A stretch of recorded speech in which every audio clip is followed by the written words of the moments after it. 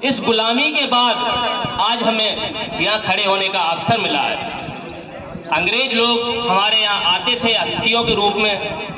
अरे हमने तो उनकी पनाहदीसी की, अरे हमने तो उनकी पनाहदीसी की, वो तो हमारे मेहमान थे, हमें क्या पता वो अतिथियों के रूप में हमारे यहाँ मेजबान थे। अरे हमने तो उनकी पनाहदीसी की, वो हमारे मेहमान थे, अरे हमने तो उनकी पनाहदीसी की, वो हमारे मेहमान थे, हमें क्या पता था कि वो व्यापारियों के रूप में हमारे यहाँ यजमान थे। अंग्रेज हम लोगों को नशा कराते थे, अंग्रेज हम लोगों को नशा पत्ती कराते थे। ये नशा अंग्रेजों की ही देन है। आज हमें नशा सिखा करके चले गए। हम लोगों को बंदी बना के रखते थे अंग्रेज, जब हम गुलाम थे तब बंदी बना करके रखते थे और हम उनके मतलब उनके ही जो वो बोलते थे वही करते थे। उस टाइम हमें आजादी दिलाई थी। चंद्रशेखर आजाद है, भगत सिंह है, राजगुरु है, सखदेव है, इन लोगों ने हमें आजादी दिलाई थी। और इन लोगों को न जाने कितने माताएं और बहनों के गोद खाली हो गई, न जाने कितनी माताएं बहनों ने अपने भाई और बेटे गंवा दिए।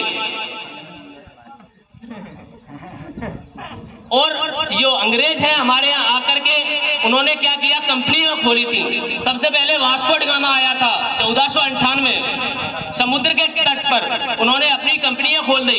31 दिसंबर 1600 ईस्वी में ईस्ट इंडिया कंपनी आई। इन कंपनियों का क्या हुआ, आपस में झड़प होने लगी। आपस में झड़प होने के बाद लड़ाइयां हुई।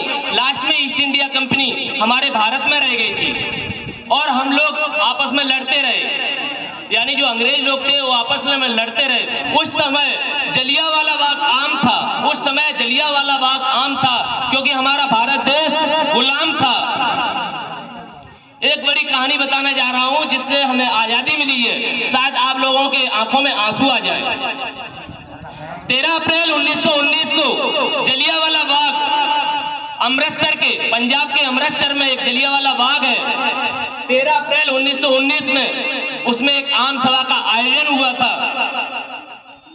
रॉलेट एक्ट के विरोध में हमारे जो हिंदू हैं या भारतवासी हैं, उस रॉलेट एक्ट के विरोध में आम सभा का आयोजन किया गया था।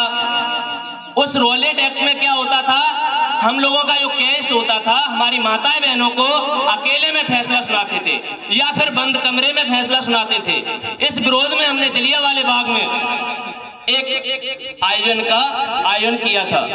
कम से कम उसमें 20 से 30 हजार लोग थे उस जलियांवाले बाग में।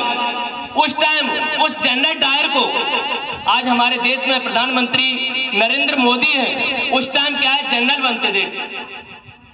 उस टाइम जनरल डायर को पता चला कि इसमें आयोजन हो रहा है और ये लोग इस एक्ट को हटाने की कोशिश कर रहे हैं, तो डायर को पता चला।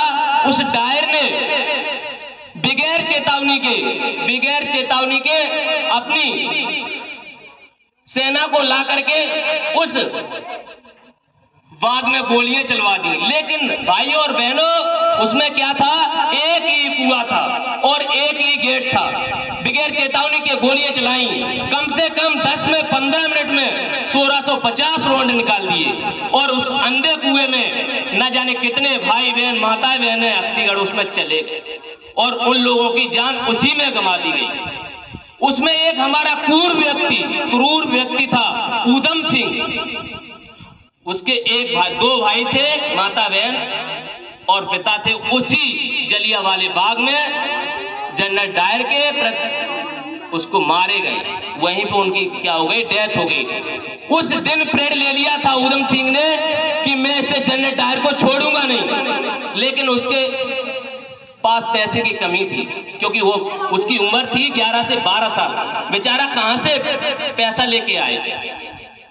भाइयों और बहनों, इस टाइम आप स्लेट पोंछ रहे हो, उस टाइम उसने प्लेटें पोंछी थी और एक कारपेंटर की यानी लकड़ी के गोदाम में उसने काम किया था।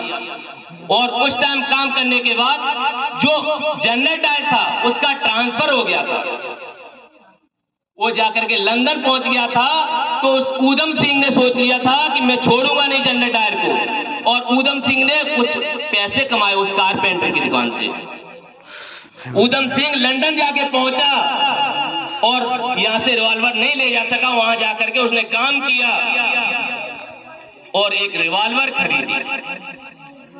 रिवॉल्वर खरीदने के बाद वहां पर एक लंदन में जनरल डायर की आम सभा चल रही थी। ऊधम सिंह ने क्या किया, कितना दिमागी शहीद है, उसने अपनी एक किताब में उस रिवॉल्वर को छिपा रखा था और उसने 3 गोलियां मारी।